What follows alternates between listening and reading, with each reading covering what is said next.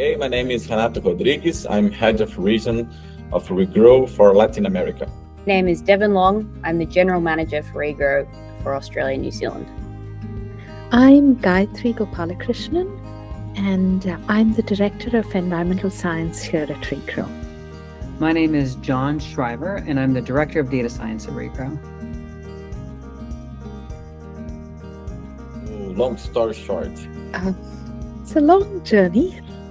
Before joining Regrow, I had experience in different sectors. I worked for 2 years at the United Nations Development Program in Brazil, 12 years as a researcher for the Brazilian government. And in parallel with this work, I was president of the board of a public-private association that was an NGO. In 2018, I assumed a high position at Embrapa, that is the Brazilian Agricultural Research Corporation that I worked for 12 years. And as my background was very technical, I have a master and PhD in environmental geochemistry and climate change. I decided to do an MBA to learn more about management. My idea was to prepare myself to this position. The course was fantastic, but it opened a brand new world for me. I learned a lot about innovation, startups, work with purpose, and several different things. Then I decided to apply for an international program called Nuffield. And the main goal of this organization is to inspire people to make a difference in the world of agriculture. And already in the application form, there was a very simple but very deep question. How do you want your life to be in 5 years? This question made me think a lot. And then I realized that purpose and lifestyle were the most important things to me. So I decided that I had to combine all these points, my technical skills, purpose in work, lifestyle, and then I discovered the concept of Ikigai. This is a Japanese concept that describes the things that make your life worthwhile, the things that give you deep sense of purpose, satisfaction, and joy. And Ikigai says that when you combine what you love with what the world needs, you have your mission. Combining what the world needs with what you can get paid for, you find your vocation. When you get together what you can get paid for with what you are good at, you have the profession. And when you add what you are good at to what you love, you have passion. But only when you reach the intersection of these 4 elements, mission, vocation, profession, and passion, you reach your Ikigai. And I found my Ikigai at Regrow. I got started in ag tech, frankly, by accident. I started my career in technology consulting. Like many good technology consultants, I ended up on a project that I didn't really know that much about. In this case, that project was on how to use technology to increase the value of Australian agricultural exports. Once I got into that, ag tech just stood out to me as the most interesting thing available to be doing. It's challenging, it's complex, it has real impact, and I decided that was it. That's what I was going to be doing from now on.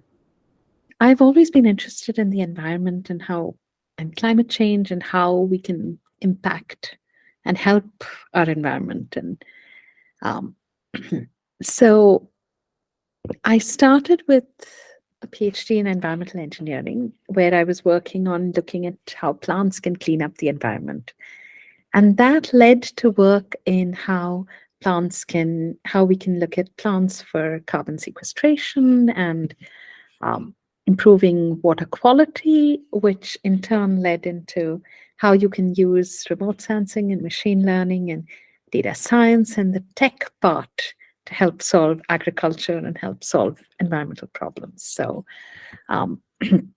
it's a journey that started in science and research and wandered into technology and working with startups and like Regrow, and figuring out how you can use technology not just for clicks, but to actually make an impact on the real world.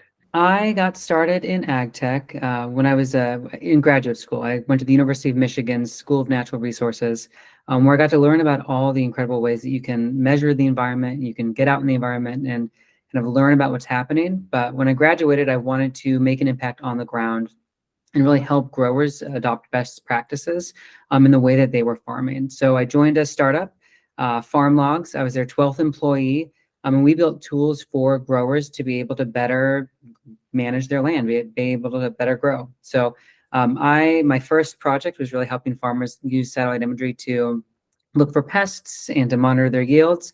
But the thing I'm most proud of in that first job was building a nitrogen support tool using satellite imagery and a crop model, AppSim, to really help growers see what the impact of fertilizing their land would be on their local watersheds. It was one of the most challenging but also enjoyable things that I did early in my career in ag tech. I'm currently the head of region of Regrow for Latin America, and we are having a special focus in Brazil at this first moment. And in Brazil, we are working very hard for the sustainability of agriculture in the last 20 years at least, with the development and adaptation of techniques suitable for the tropical and subtropical regions. At Embrapa, for a long time, we sent our researchers to other countries like the US and some countries in Europe to learn about the agriculture of this country and then implement these techniques here. But today, Brazil is working very hard to develop their own techniques for tropical agriculture. But we can still improve a lot. And this is a huge opportunity to improve farmers' life quality, reduce social inequality that are still very strong in Brazil, and also protect the environment, preserving natural vegetation, especially the Amazon forest. For this, Brazil has a public policy and finance that aims to implement more than 70 million hectares of regenerative agriculture till 2030. This is the size of Scotland or South Carolina, for example. So it's a huge area just to implement new technologies, new and sustainable agriculture in the next years. And I truly believe that we can implement carbon projects in part of this area.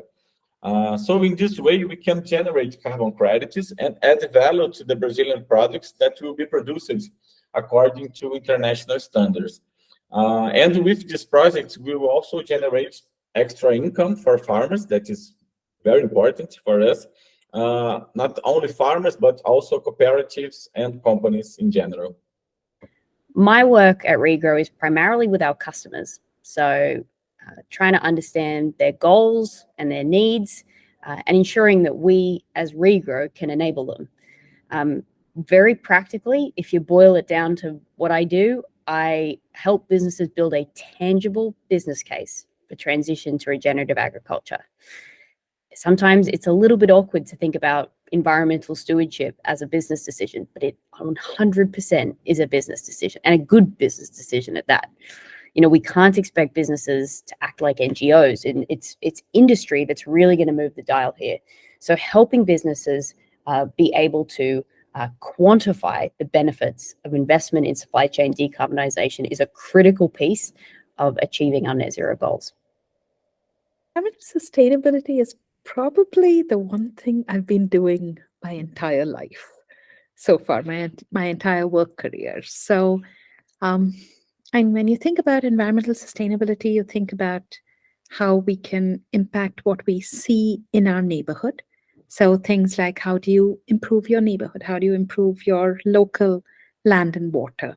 How is what you do locally having an impact globally, which is things like what you can do impacts climate change and impacts how the larger environment and how people in other countries work and what their environment is like. So the fun part of working at Regrow is that our science is not just science for science's sake, but it's science that has a direct impact. So the work that we do in understanding how agricultural systems work and how human practices, how the practices that we as farmers and we as consumers do impacts the amount of carbon that gets sequestered, or how sustainable and resilient our farms are and our crops are under a changing climate, and how we can use agricultural systems and plants in general to improve water quality, to improve our biodiversity, and to improve how we sequester carbon in the soil and mitigate climate change. It's all part of how we can make our environment more sustainable. And it's something that I'm absolutely delighted to be working on. My work drives environmental sustainability because you can't change what you can't measure. And so what I love about satellite imagery is that it gives us this incredible view of the landscape. And we can really measure and quantify the impact of human activity on the natural world and on the bigger world that we live in. And so for me, I think that the big picture view, it really allows us to have a conversation around what we want our future to look like. So what are the interventions that we can make to change soil health, to improve soil health? Where should we be focusing our efforts? So there are places that are going to make a bigger impact if we spend our time and our energy there than others. And just what are the impacts going to be on food production or on our ability to enjoy the natural world? This is something that my work really allows us to do.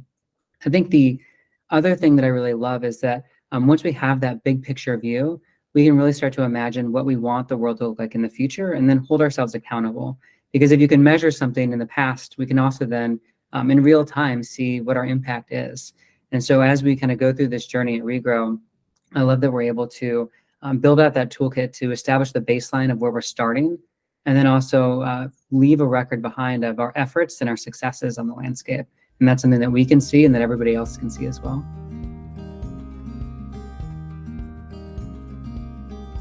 This is, of course, a very personal challenge. And because of that, first of all, you must know yourself very well. Of course, it's not easy, but it's a changing life process and a lifelong process too, because we change all the time. But when we know our purpose, our values, our skills, strengths, and weakness, it's easier to make meaningful change. With the speed of modern world, the social media, the fear of missing out, the pressure of the society, it's very common that we don't stop for a while to think about life, to think about what we can do, what we are good at. So when you like something, it's much easier to be good at this thing. So people need to discover these things and then work hard to be very good at them. However, a very common mistake is to think that only a few people can do big things, and only these big things will change the world. And this is so not true. You can change everyday small things at your home, your street, your school, your city, whatever. What really means is to do your best all the time. There is a Brazilian author that I like so much, Mário Cortella, and he says that a very beautiful sentence: do your best under the conditions you have, while you don't have the better conditions to do even better. So this is it. Do your best and find your ikigai. I think there's multiple ways that people can get involved.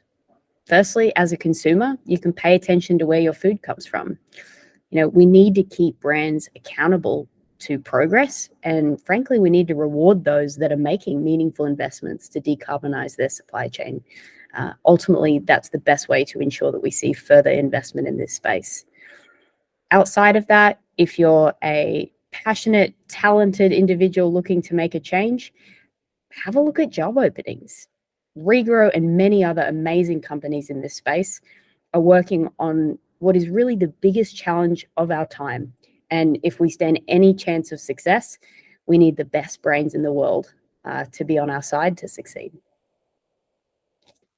One of the challenges in our current time is that it feels like the problems are so big that there's not a lot that what you do as an individual that can impact it. And what I found is that being able to have local action and working with people in other communities and building a community that does similar things in different arenas, maybe in different countries, maybe in different groups, is one of the ways in which it helps me feel that I can have an impact as an individual. So whether it's working with local farmer organizations to help them solve climate issues, to help them become more resilient economically, whether it's working with cities and municipalities to help understand their water systems.